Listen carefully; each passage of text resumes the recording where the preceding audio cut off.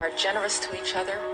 And I just hope that what the world is seeing is that even though we've been hit with something that is unlike anything that we've been hit with before, the generosity of this country and the caring of Americans for Americans is, I think, what is coming through. For 5 days, tens of thousands of people waited for help from a government that had seemingly forgotten them. When the president finally did show up, he didn't seem too worried about those most in need. Out of the rubbles of Trent Lott's house, his had lost his entire house. There's going to be a fantastic house, and I'm looking forward to sitting on the porch.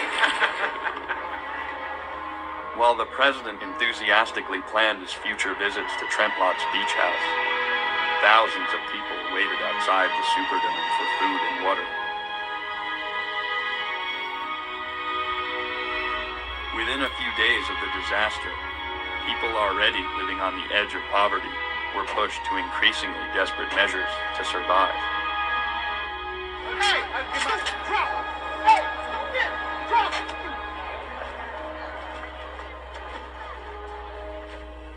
It was the poor, the people that didn't have an opportunity to buy a ticket, or didn't have an automobile to get out of New Orleans.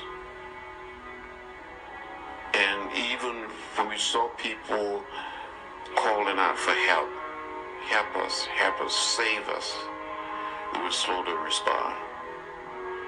We're one people, we're one family, we're one house. And we all must have a place at the table in this house. And I think those in high places, whether it's the President of the United States, whether it's the Majority Leader of the Senate, or the Speaker of the House, or the Mayor of our cities, or business leaders, we must recognize the fact that none of us, not one of us, are going to get out of this predicament until we all sort of get out together. We're tied together as a nation and as a people. The one thing you can depend on everybody is that he's going to put his interest above yours. I don't think that's a very hard thing to understand.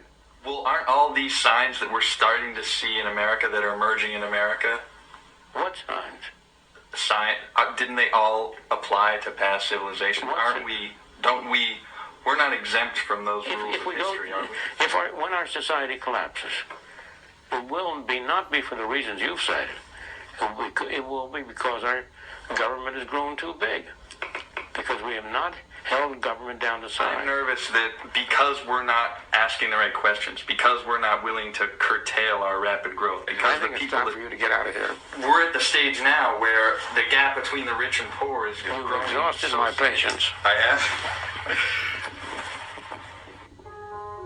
There is no equality in life. Forget about it. We are what we are. We are created layers over each other. This is it. There are the waiters that serve you coffee. There are the cooks. There are the people who will buy the facilities and enjoy it. What can you do? That's life. I think that what we've seen in the last 20 years is reckless because of where the United States sort of is at the top part of its trajectory going down. We use too much oil. We make too much money out of finance. There's too much debt. There's a recklessness about resources, a recklessness about borrowing, a sense that it's always going to be up, and away for the United States that serious study just doesn't support. America has been blessed because of its Judeo-Christian background, its alliance to the Ten Commandments, and its laws were based upon that. And that's why it's been blessed. If it gets away from that, it will fail. In the progressive era, in the first decades of the 20th century, we had a huge gap in income and wealth between people at the top and people at the bottom and the working class. Our cities were festering. The rich were capturing more and more power and wealth. But what did we do as a society? We didn't have a revolution. We didn't turn to socialism or communism or fascism. We reformed ourselves. The progressive era was an era of reform. We adopted a graduated progressive income tax. We regulated corporations.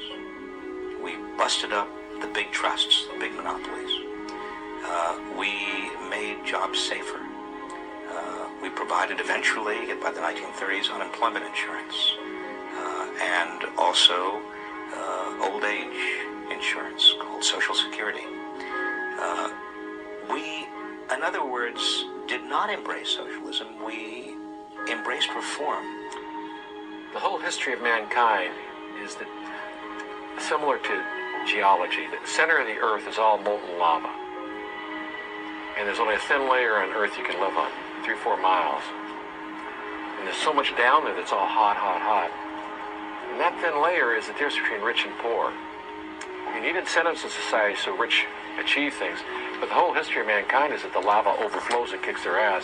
I think there are more and more really wealthy people, still small in number, who are basically saying we cannot continue this devastation of the lives and hopes and rights of tens of millions of our fellow Americans. That it's not smart from our point of view. They're multi-billionaires, but they're beginning to be fearful of the future. My great-grandfather started the Johnson & Johnson Pharmaceutical Company. Okay, Johnson & Johnson. Big money. Yeah. Old money. Old crooked money.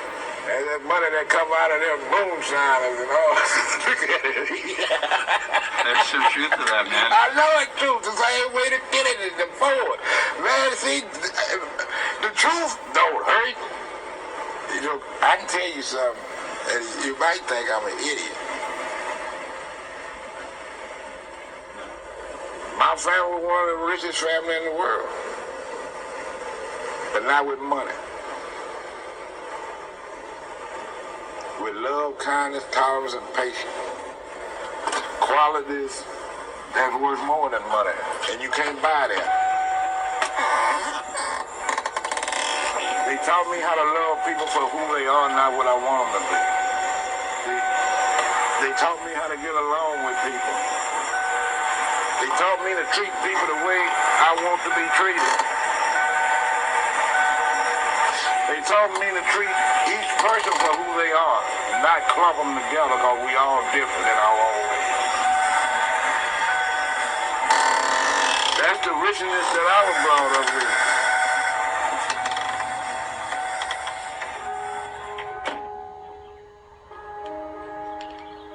I know making this movie's been a little bit complicated for you. It has been complicated, Jamie. I wish that I'd shown more outward support from the very first, because you know, I am proud of you, and I hate to have to tell you this because I cry all the time, but it's true. And I just wish I'd shown you right away how proud I was of you and how much I agree with what you're trying to do. I wasn't born rich, so I might have started out with a very different set of ideas. And I've tried to be sensitive to your dad's ideas about, a little bit careful, you know, somewhat considerate of him and how he likes it to be, and so that creates a little conflict, and that creates a little conflict about the movie. What is so complicated about it?